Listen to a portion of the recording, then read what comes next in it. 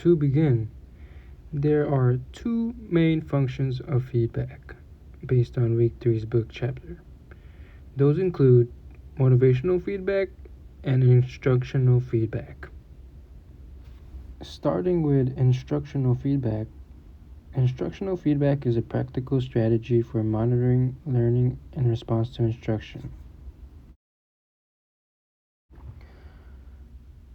In this video, we see an example of instructional feedback by the coaching staff of UIC basketball. We see that a timeout has taken place and the coaches from each team provides the info of the team's level of proficiency based on their behaviors on the court. Next, we have motivational feedback. Motivational feedback is a type of feedback that praises what went well and acknowledges the success or accomplishment one has done.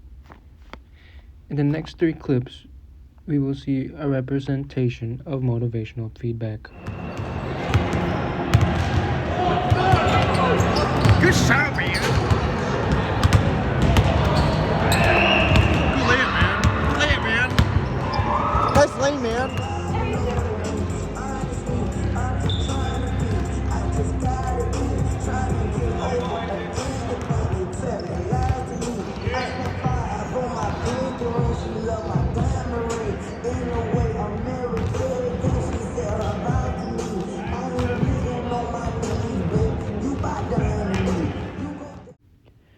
As shown in the last couple of videos, we see that motivational feedback creates a positive mood for the athlete.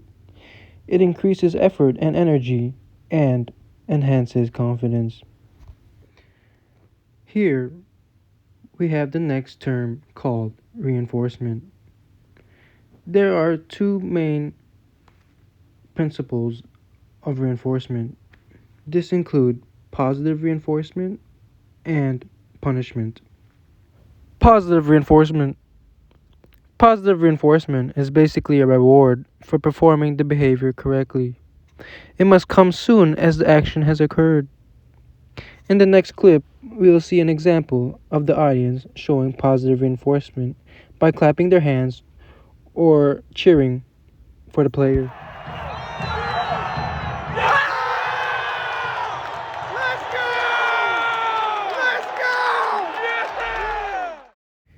In the next few videos, we will see positive reinforcement displayed at UIC games. The audience or the crowd plays a big role of positive reinforcement.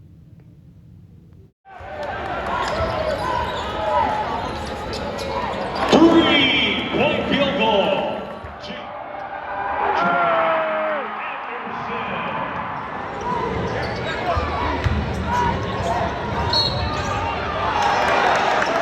James Carter.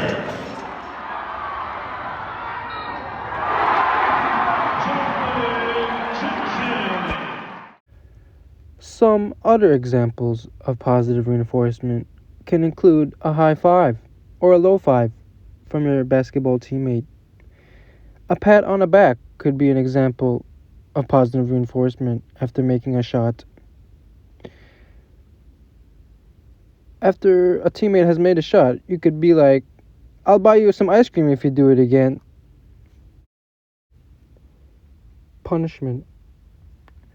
Punishment happens in response to an incorrect behavior and involves the presentation of something unpleasant. For example, in a basketball team, if a player does a wrong move or a wrong play or even a missed shot, we can see the team, as we can see here, run back and forth in the basketball court for punishment. As we can see, we see players running back and forth. This could be unpleasant for the players, and this consequence or punishment will result in behavior, or should I say incorrect behavior, not getting repeated again.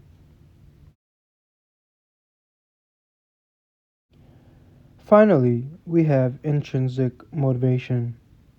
The definition of intrinsic motivation is performing an activity for its inherent satisfaction without any external rewards. I would say I could use myself as an example who uses intrinsic motivation. I use intrinsic motivation towards basketball because I enjoy the activity rather than for some separate outcome, such as rewards as like a trophy or like a win. But no, I engage in this specific activity because I get pleasure from it and I enjoy the game itself. I play basketball for the game. The basic movements I need to use in order to make a basket is what I love about basketball. In the next following clip, I'll be showing an example of passing the ball to your teammates. And this action is why I enjoy basketball. One of my favorite things about basketball is ball movement. Here we see a Spurs team, a basketball team in the NBA, show an example of ball movement. Notice how the players have enough space to shoot the ball through the actions of ball movement. Wow, beautiful ball movement. In this clip, we have a presentation of ball movement in the game of soccer.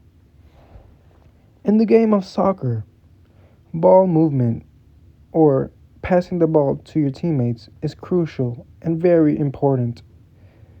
Passing the ball, as we can see, creates space for the players to dribble and to pass the ball again. This creates open gaps and open shots to make a goal. Another thing that I like about basketball that gives me pleasure would be the way a ball goes through the net. That would be defined as a swish in basketball terms. It gives me some type of dopamine or a good feeling whenever I hear the sound of the ball going through the net. In the next couple of videos, I will be showing myself shooting the ball through the net.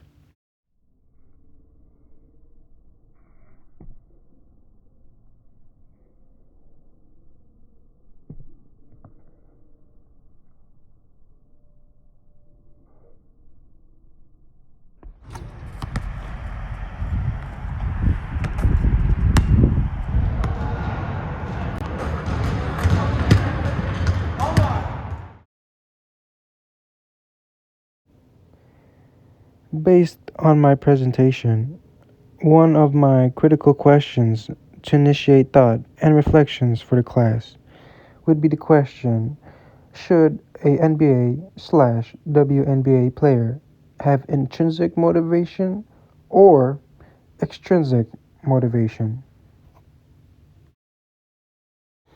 Another question for the class to reflect on would be: imagine yourself as a coach of a team sport activity.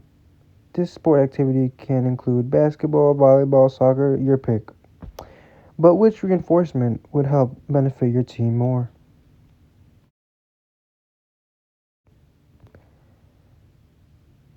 What would you choose? Would you choose positive reinforcement, meaning something is added to increase the likelihood of a behavior?